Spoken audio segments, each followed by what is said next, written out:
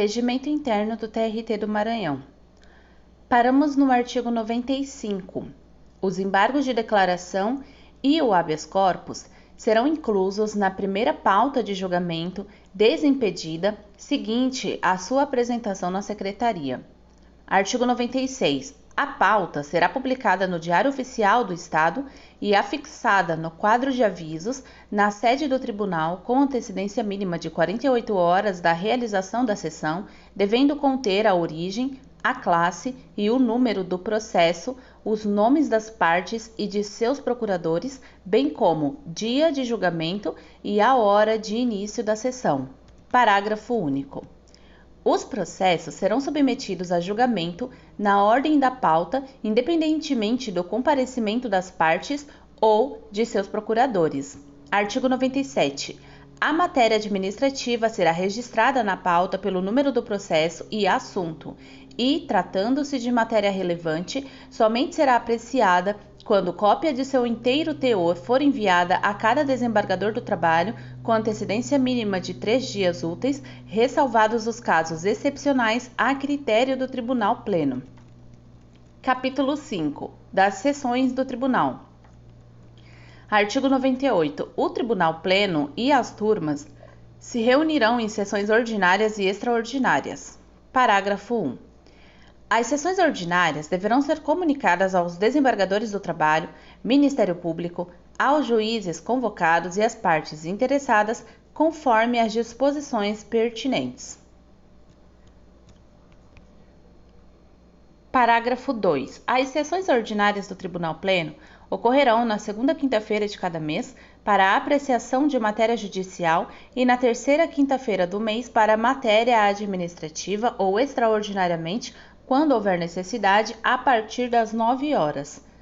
Parágrafo 2A. As sessões ordinárias das turmas ocorrerão a partir das 9 horas, sendo que a primeira turma se reunirá às quartas-feiras e a segunda turma às terças-feiras.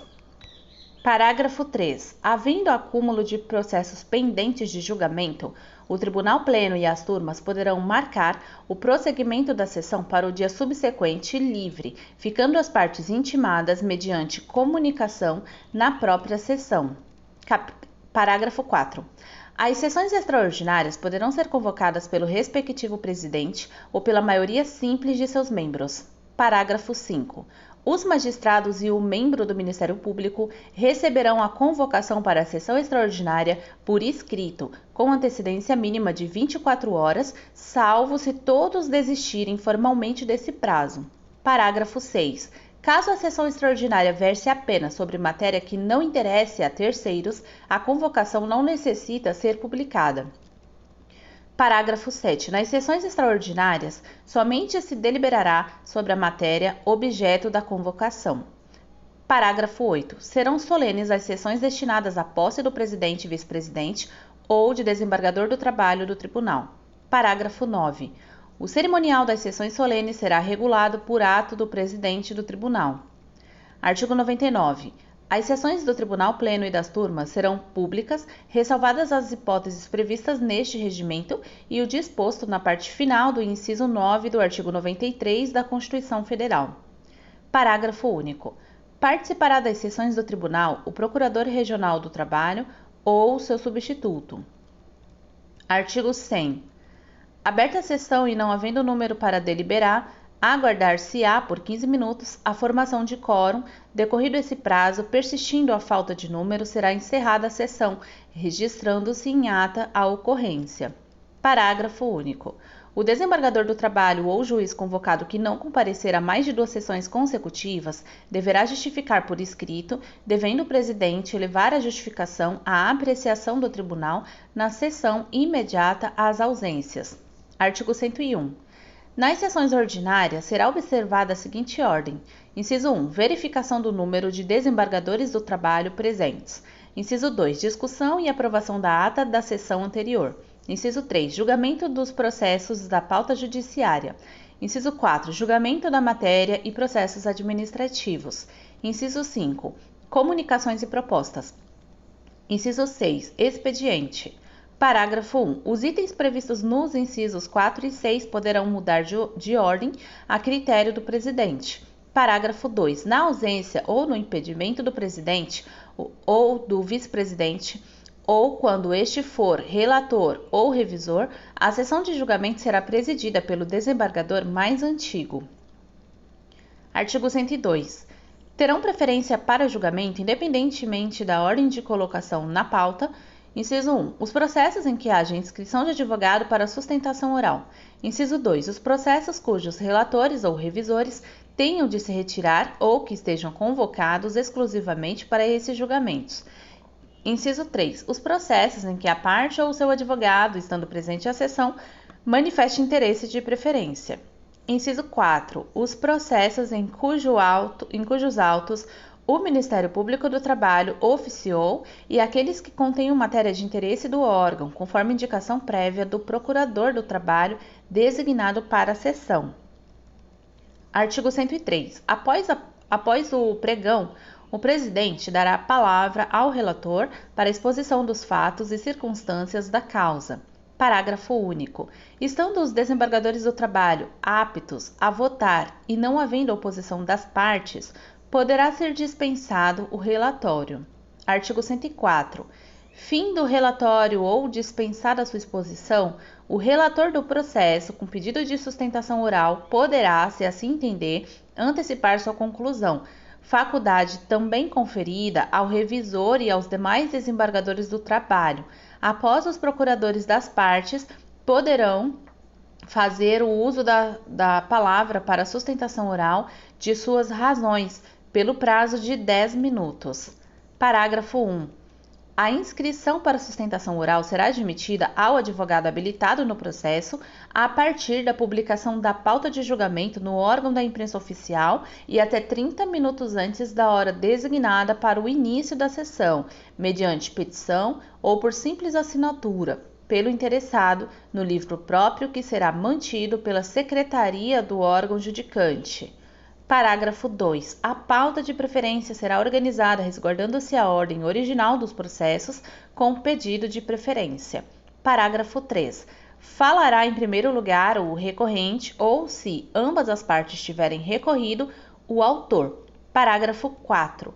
Quando se tratar de processo de competência originária do tribunal, terá a palavra em primeiro lugar a parte autora. Parágrafo 5. Havendo litisconsortes representados por mais de um advogado, o tempo será proporcionalmente dividido e, se a matéria for relevante a critério do colegiado, o tempo poderá ser prorrogado até o máximo de 20 minutos. Parágrafo 6. Não haverá sustentação oral em homologação de acordo, agravo de instrumento, agravo regimental, embargos de declaração, conflito de competência e em matéria administrativa, exceto processo de natureza disciplinar. Provido o agravo de instrumento, antes de o relator passar à apreciação do recurso destrancado, facultar-se-á a sustentação oral sobre este. Parágrafo 7.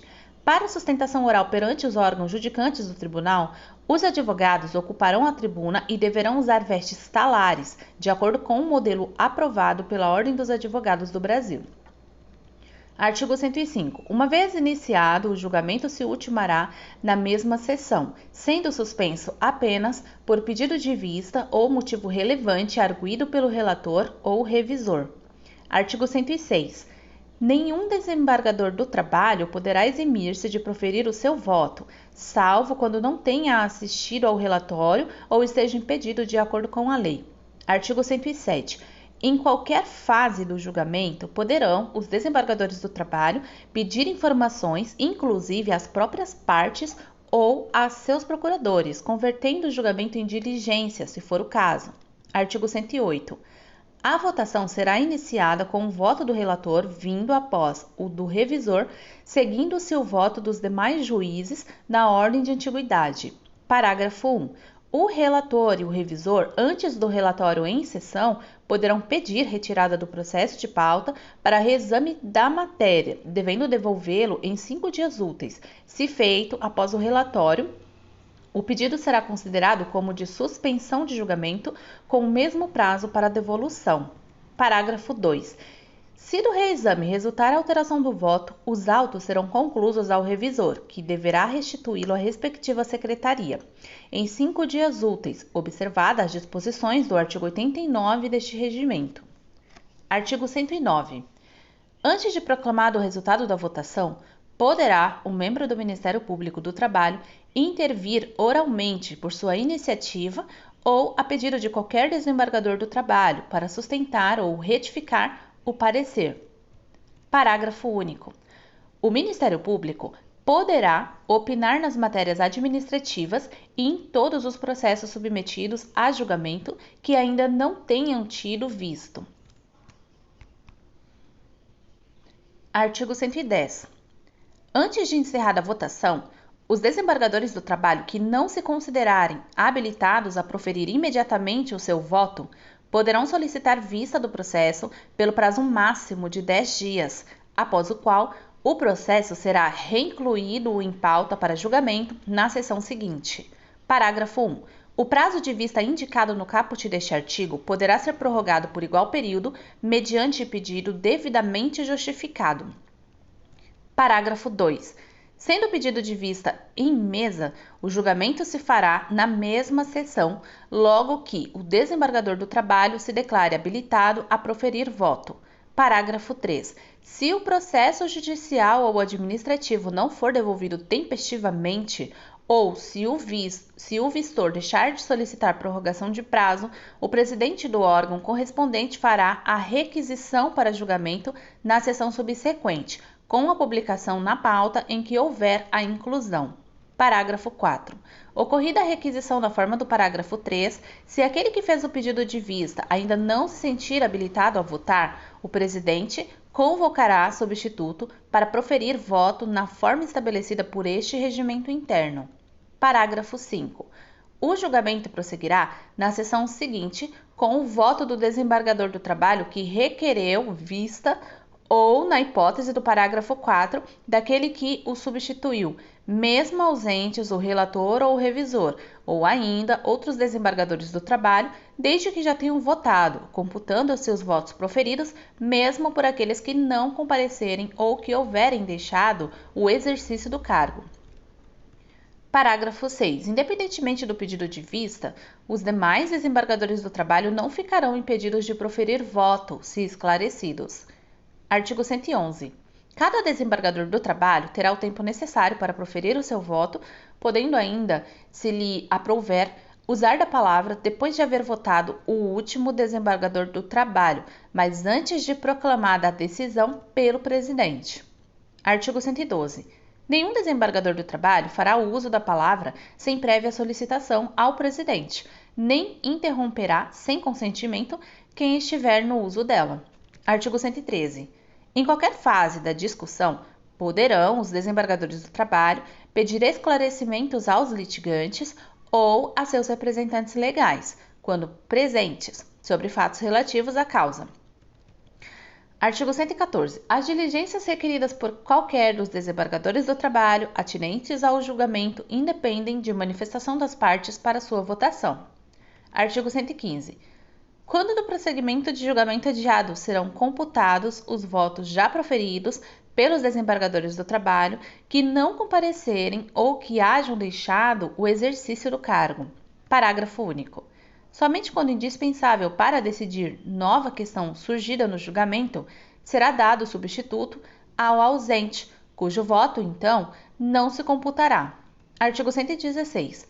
Antes de proclamada a decisão, será permitido aos desembargadores do trabalho modificarem seus votos. Artigo 117. Não tomará parte no julgamento o desembargador do trabalho que não haja assistido ao relatório, salvo se declarar que está esclarecido. Artigo 118. As decisões serão tomadas pela maioria de votos dos desembargadores do trabalho que participarem do julgamento. Parágrafo 1. Tratando-se de declaração de inconstitucionalidade de lei ou ato normativo do poder público, de incidente de uniformização de jurisprudência, de julgamento do incidente, tratado no artigo 555, parágrafo 1 do CPC, ou em matéria ou recurso administrativo, O presidente votará com os demais desembargadores do trabalho, cabendo-lhe ainda o voto de qualidade.